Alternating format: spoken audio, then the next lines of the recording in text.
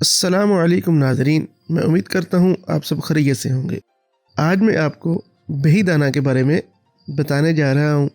بہی دانہ دراصل بہی کے لعاب دار تخم ہے جو سیب کے تخم کی طرح ہوتا ہے۔ بہی کا درخت متوسط قد کا ہوتا ہے جس پر سیب کے برابر سنہرے پیلے رنگ کے پھل لگتے ہیں جو لذیذ، رسدار اور شیریں یا ترش ہوتے ہیں۔ دل کے لیے تقویت کا باعث بننے والی بہت سی جڑی بوٹیوں اور پھلوں کا طب نبوی صلی اللہ علیہ وآلہ وسلم میں ذکر ملتا ہے۔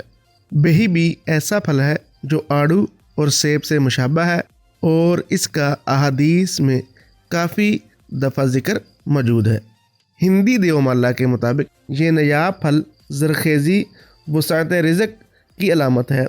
اسے بھگوان شوکا قرار دے کے ہندو اس کی پوجا کرتے ہیں۔ مندروں میں پوجا کے دوران اس کی موجودگی باعث برکت خیال کی جاتی ہے۔ یہ پھل دنیا کے اکثر پہاڑی علاقوں میں بکثرت پایا جاتا ہے۔ اس کو عربی میں حب صفر جل، فارسی میں تخم صفر جل اور عام زبان میں بہی دانہ کہتے ہیں۔ پھل کے اندر تخم یعنی بیج پائے جاتے ہیں جو لعابی مادے سے ڈھکے رہتے ہیں۔ یہی تخم بہی دانہ سیڈ کہلاتے ہیں اور پھل کا پانی آب بہی کہلاتا ہے۔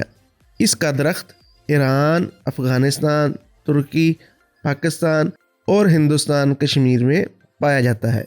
یہ مکوی قلب، مکوی دماغ اور مکوی معدہ و جگر ہوتا ہے، یعنی دماغ کو طاقت پہنچاتا ہے، معدے کو طاقت پہنچاتا ہے اور دل کو طاقت پہنچاتا ہے۔ بہی دانہ کا لعاب گرم نزلہ، زکام، گرم کھانسی، حلق کی خشکی، زبان کی سوزش، پیچس اور گرم بخاروں میں بکثرت استعمال کیا جاتا ہے۔ یورپ میں بہی کا جوس بڑا مقبول ہے۔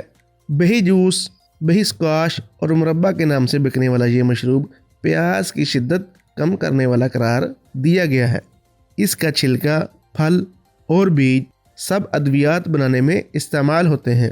اس کا چھلکا وٹامنز، منرلز، اینٹی آکسیڈنٹ اور فائبر سے بھرپور ہوتا ہے۔ اس کا استعمال تمام عمر کے افراد کر سکتے ہیں۔ یہ ایک مفید پھل ہے جو کہ طاقت سے بھرپور ہوتا ہے۔ میں امید کرتا ہوں آپ کو آج کی ویڈیو پسند آئی ہوگی۔ ملتے ہیں اگلی ویڈیو کے ساتھ۔ اللہ حافظ۔